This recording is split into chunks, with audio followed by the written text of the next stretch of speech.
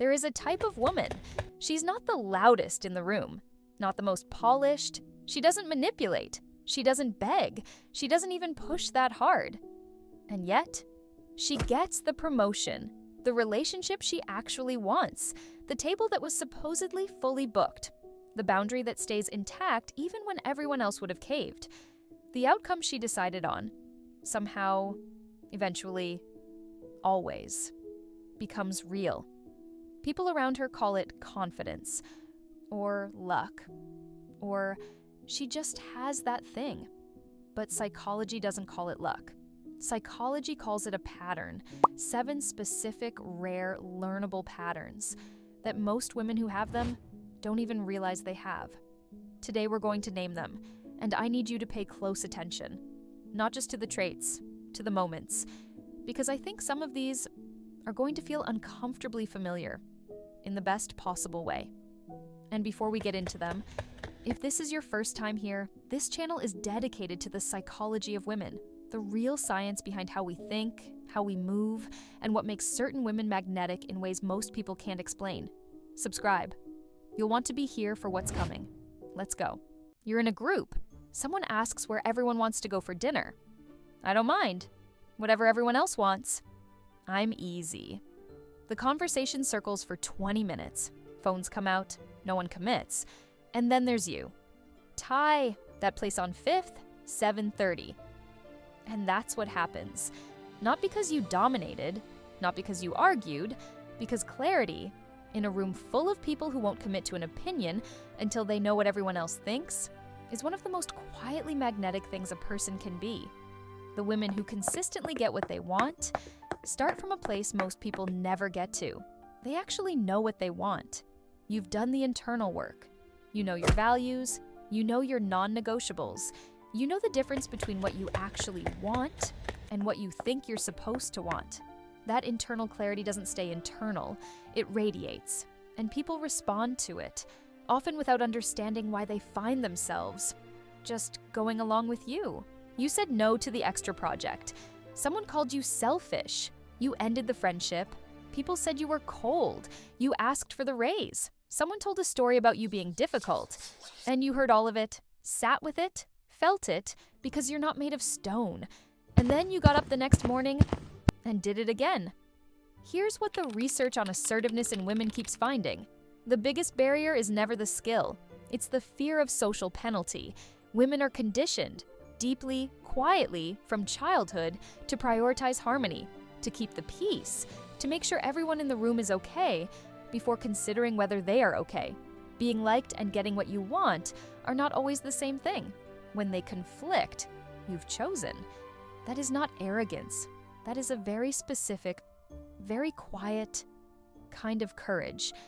And most people who witness it from the outside mistake it for something colder than it actually is.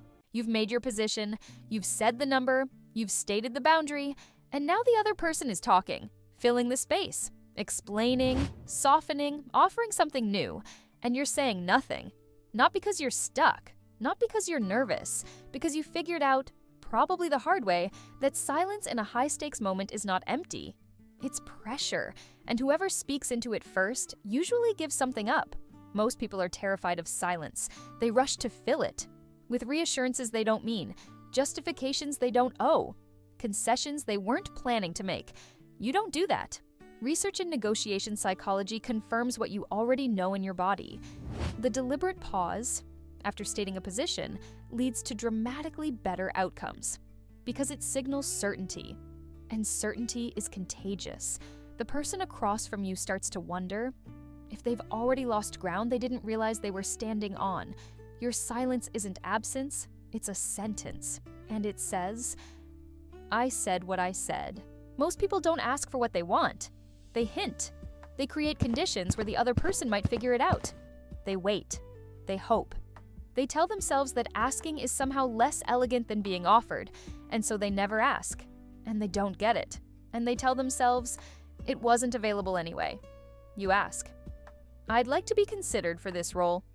I need more time on this. I want to revisit this conversation. I'd like a discount. Not aggressive, not apologetic, just direct. And here's what most people don't realize until they start doing this.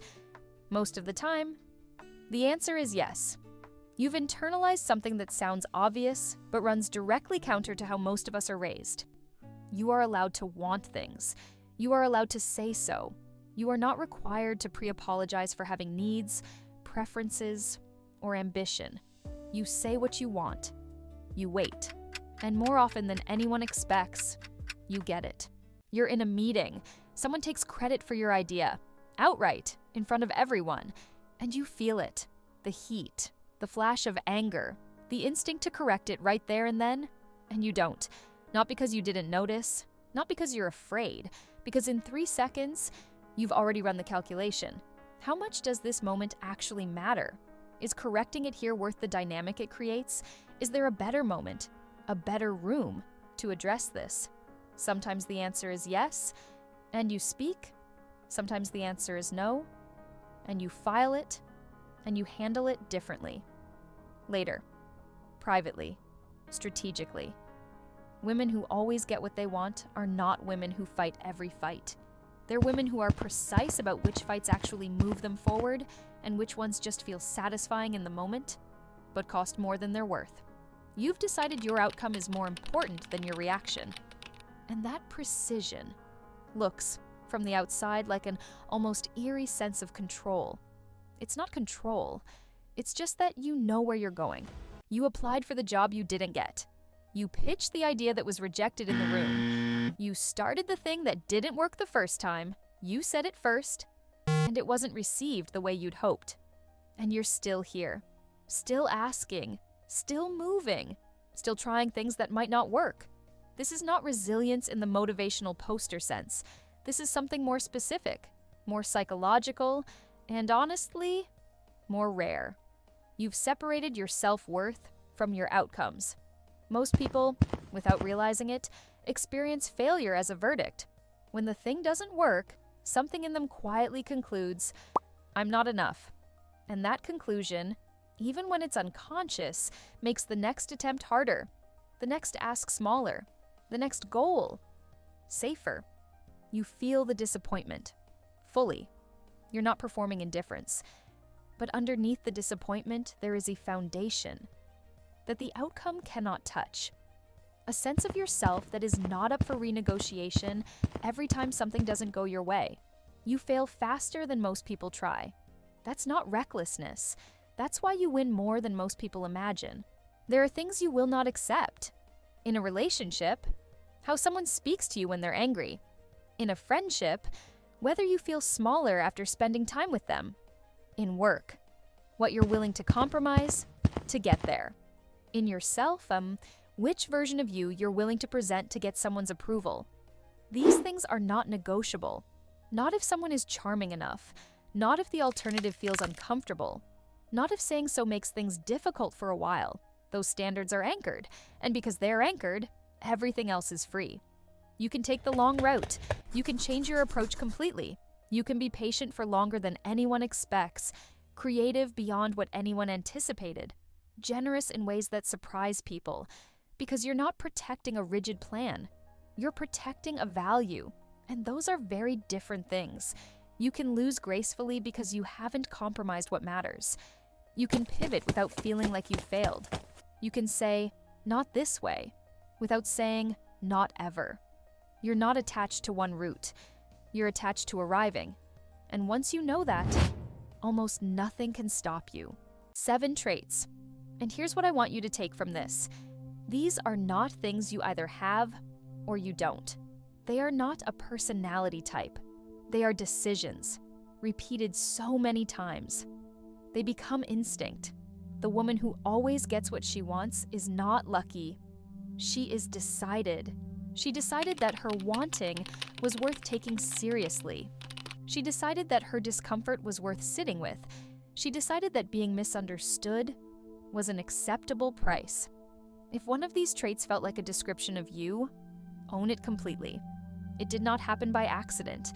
And if one of them felt like something you're still working toward, that's not a gap, that's a direction. You already know what you want. The only question is whether you've decided it's worth going to get it. Which trait is the one you're still working on? Drop the number in the comments. I read every single one. Subscribe the video and hit the bell icon. And if you know a woman who needs to hear this today, send it to her. Not as a hint, as a gift. I'm Wired Minds. See you in the next one.